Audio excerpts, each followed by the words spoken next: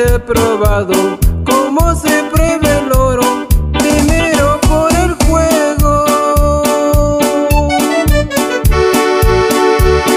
Y tienes que luchar, también tienes que orar, para que Satanás no te vaya a derrotar.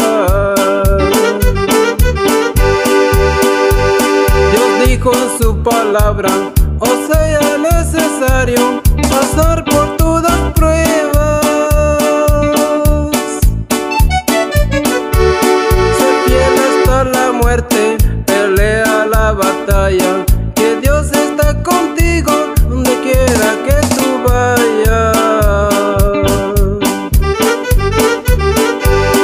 El diablo está vencido y la victoria es nuestra.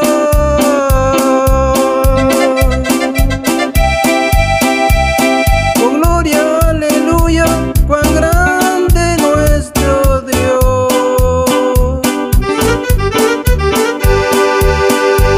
Si Dios con nosotros, ¿quién contra nosotros?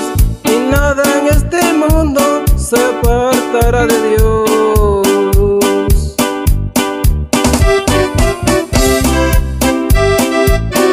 Un saludo para mi gran amigo Marcos Castellano, de parte del Tigre Cristiano.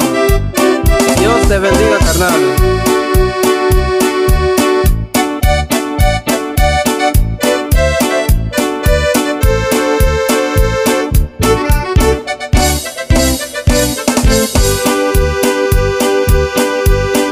Cristo es la roca eterna, también mi pronto auxilio en las tribulaciones.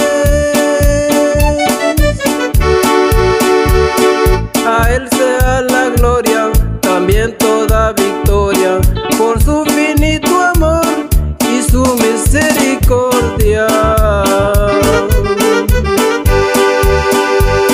El diablo está vencido, en la victoria nuestra.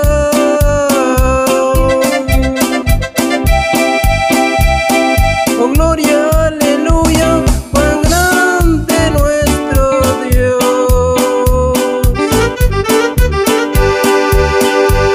Si Dios con nosotros, ¿quién contra nosotros?